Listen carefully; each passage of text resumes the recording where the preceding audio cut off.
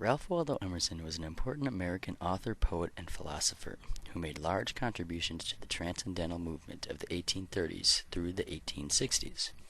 His transcendental thoughts influenced such famous scholars as Walt Whitman and Henry David Thoreau. His desire to tie spirituality to religion and nature by learning from non-Western thinkers also makes him an important philosopher in American Buddhist thought. His religious upbringing and education led him to come to many revelations about his own ideas and belief systems, which he then brought into the public awareness through many published works and lectures. Emerson's work has made a large contribution to the evolution of philosophical notions.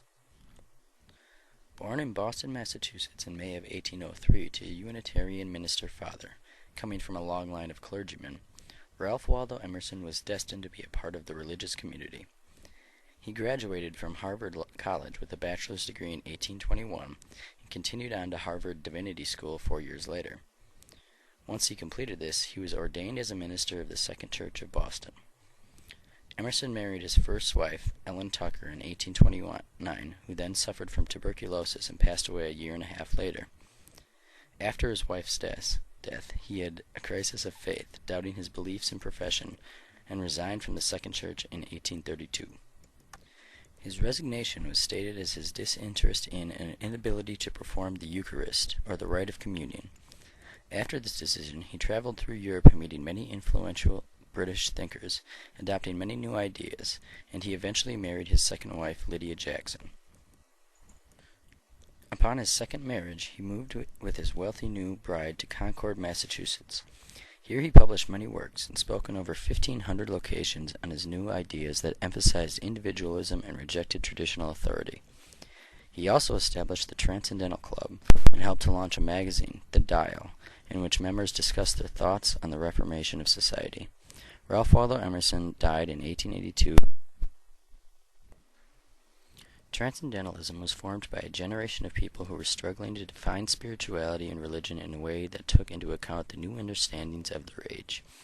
After the Victorian era and all of its limitations and regulations, this group was simply trying to make changes in religion, as well as social changes for women and African Americans.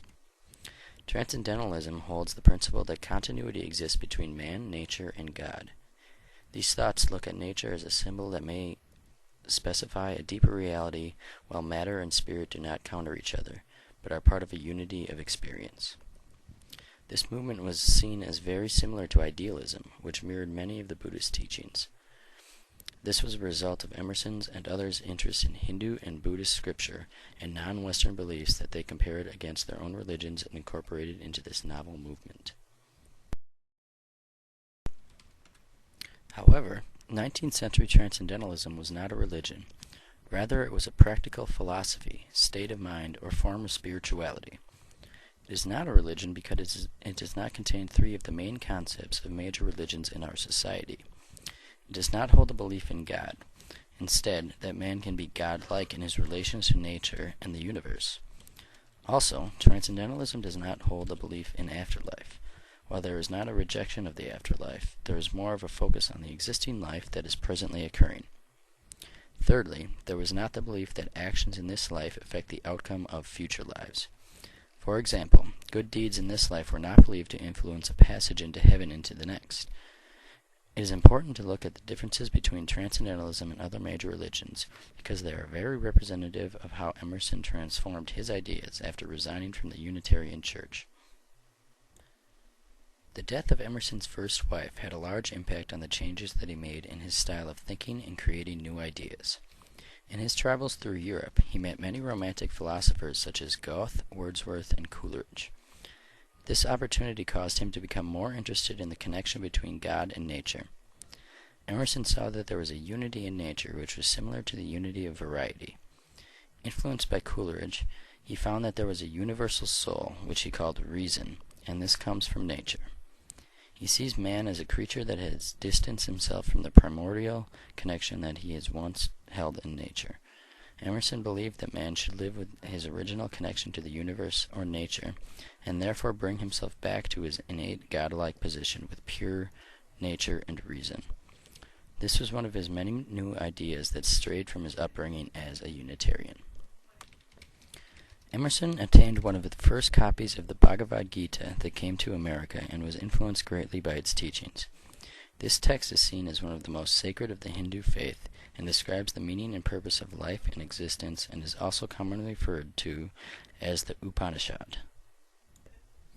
He was so influenced by this text because he saw it as an outlook into the past, an intelligence that had explored thoughts completely unknown to him. This book held such a different view than what he had been taught in divinity school that his curiosity was piqued all the more, and he began to question his faith and all that had been taught previously. Despite the fact that Emerson has many published works, such as Essays, Essays Second Series, Nature, and Representative Men, one of his most important thoughts is that of the Oversoul, which is included and introduced in Essay 4 of his first Essays series. In the Oversoul, Emerson had abstracted God into the universe, placing significance on the relationship between God and nature. The Oversoul is a spiritual force in which the absolute reality and basis of existence is conceived by human beings, and there is perfect realization of the ideal nature that connects with humans, God, and the universe. In his essay, he explains how all things are united, that unity, that Oversoul, within which every man's particular nature is contained and made one with all others, that common heart, of which all conversation is the worship, to which all right action is submission. His incorporation of nature and spirit into his philosophies is based on his studying of Buddhism, Hinduism, and other non-Western religions, which in turn caused his ideas to have many parallels with these faiths.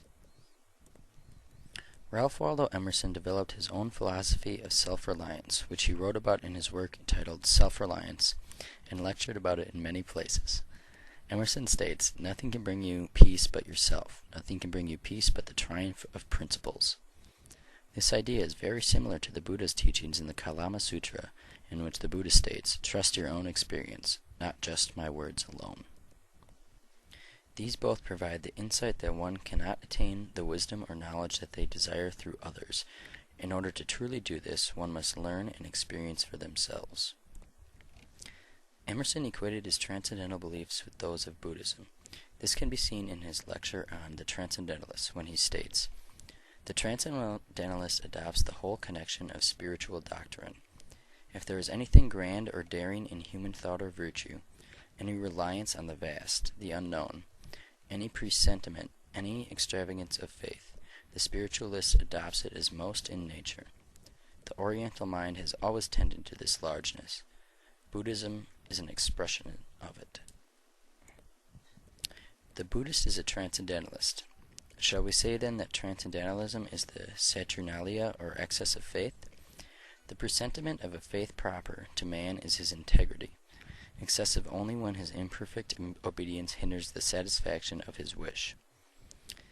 In his transcendental thoughts, Emerson saw human beings as being imperfect because of their lack of connection with nature, and until their realization of this, inability to be godlike or have a union with the universe. In his studies, he found that the Buddhists had always had this idea, and he was just beginning to realize it. His writings are representative of his questioning of his own faith and lifestyle. Another area in which Emerson's concepts are similar to that of Buddhism are in his understanding of reason. He believed that this consists of acts of perception, insight, recognition, and cognition. This is very similar to the five skandhas, or aggregates of the person, of Buddhism. These include form, or material organism, sensation, consciousness, volition, and perception. These were seen to have come from circumstances and causes. They are conditioned and can come and go. The importance of these aspects is their reliance on the specific human being and experiences that this being has. As was stated before, the Buddha and Emerson both relied on experience and self to fully live and have understanding, which can be seen in these aspects of reasoning and the composition of life from both belief systems. The concepts of unity and flux are integrated in this idea, are basic to Buddhism, and never fully depart from Emerson's own philosophy. Ralph Waldo Emerson had a great impact on the American community as an author and speaker, but his greatest accomplishments came from his philosophical inspirations. His own life experiences taught him to branch out from what he had been expected to do and believe from his family and upbringing, causing him to bring about an entire movement of new thinking. Transcendentalism brought about a new way of thinking for the American in the 19th century, and many of his teachings were based on the old texts of Hinduism and Buddhism, showing that the world, human beings, and nature have always had a continual connection throughout time.